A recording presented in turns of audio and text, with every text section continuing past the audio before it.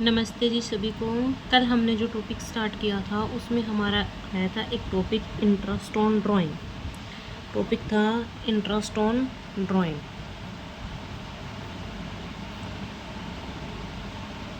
अब हमें interest on drawing कैसे कैलकुलेट करना है profit and loss appropriation account बनाते हुए।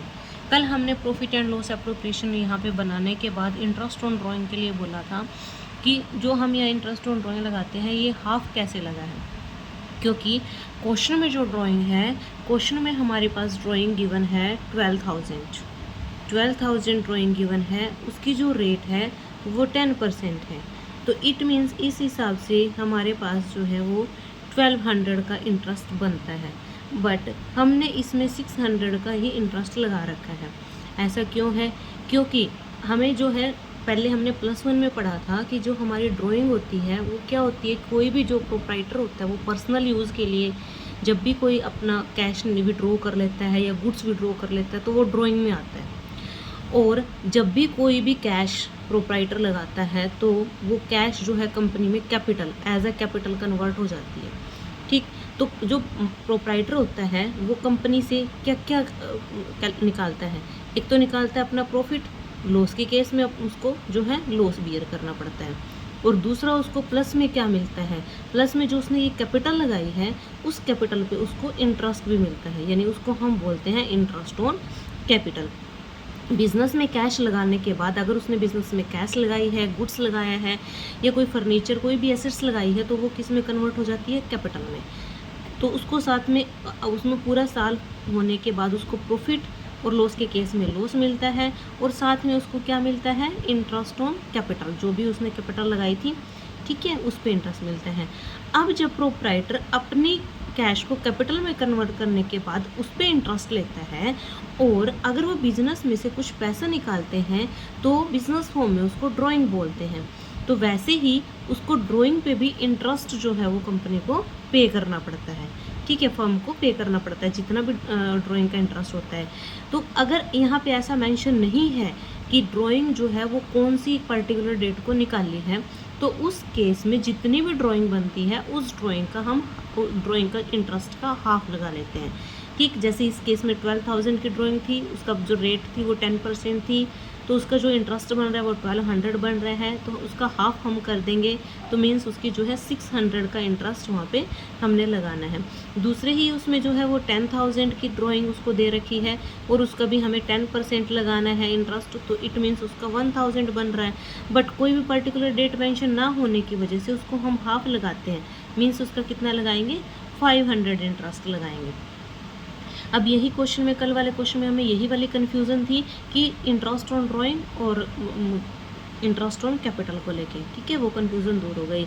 अब हमारी बात आती है कि प्रॉफिट एंड लॉस एप्रोप्रिएशन में जो ये प्रॉफिट होता है ये डिस्ट्रीब्यूट कैसे करना होता है। ये डिस्ट्रीब्यूट उनकी रेशो में करना होता है, जो क्वेश्चन में रेशो दे रखी होती है। मान लीजिए आपका जो प्रॉफिट है वो प्रॉफिट है 1 लाख और आपको रेशो दे रखी है 3:2, पार्टनर है ए और बी, 2 पार्टनर हैं, तो ये पहले वाली रेशो पहले वाले पार्टनर की, दूसरे वाली रेशो दूसरे वाले पार्टनर की होती है। इसको डिस्ट्रीब्यूट कैसे करना है? इस रेशो में ही डिस्ट्रीब्यूट करना होता है।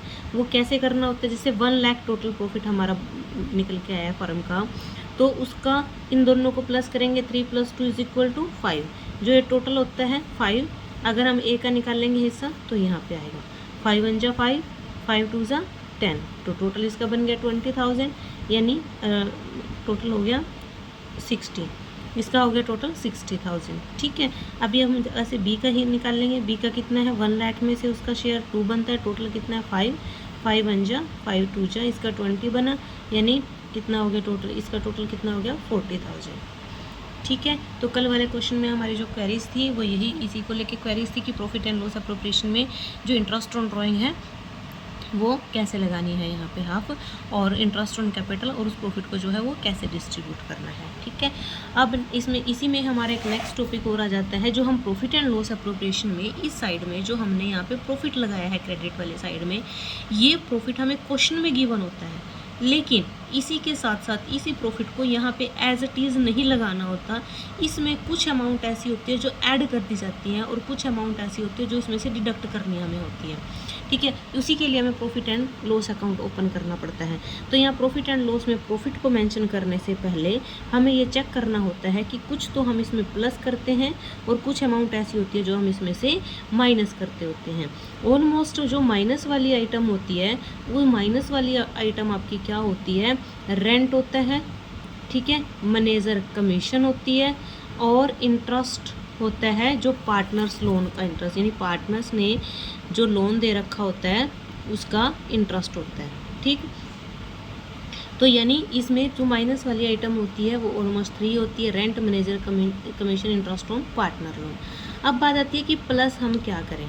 हमें प्लस क्या करना है, हमें प्रॉफिट वाली लाइन को रीड करना होगा। रीड करते टाइम हमें ये देखना है कि वहाँ पे उसमें से क्या डिडक्ट हुआ है, जो भी उसमें से डिडक्ट हुआ है वो उसमें प्लस करना है, ठीक है। वो उसमें से प्लस करना होता है कि इसमें से ये माइनस हुआ है। कई बार ऐसा होता है, क्वेश्चन में गिवन होता है कि जो ये प्रॉफिट है, ये वाला प्रॉफिट आपका आफ्टर सैलरी, यानी सैलरी को डिडक्ट करने के बाद प्रॉफिट है। लेकिन अगर देखा जाए प्रॉफिट एंड लॉस अप्रोप्रिएशन में हम पार्टनर्स को सैलरी तो इस प्रोफॉर्मे के तहत दे रहे हैं। तो अगर हमने जो ये प्रॉफिट यहाँ वही लिख लिया जो सैलरी डिडक्ट करने के बाद है, इसका मतलब क्या है कि इसी प्रॉफिट में से 2 बार सैलरी को घटना। एक बार तो सैलरी यहाँ पे घट चुकी है और एक बार सैलरी हम यहाँ दे रहे हैं। इसीलिए यहाँ पे प्रॉफिट को कैलकुलेट करने में प्रॉब्लम ना आए, इसीलिए हम क्या करते हैं, यहाँ पे जो डिडक्शन होती है उसको हम ऐड कर लेते हैं, ठीक है। और जो हमें लेस करना होता है और प्रॉफिट एज चार्ज जिसको हम बोलते हैं वो हम लेस करके फिर यहाँ पे मेंशन करते हैं। ओके, अगर किसी को कोई क्वेरी है तो मैसेज करके वो पूछ सकता है। Thank you.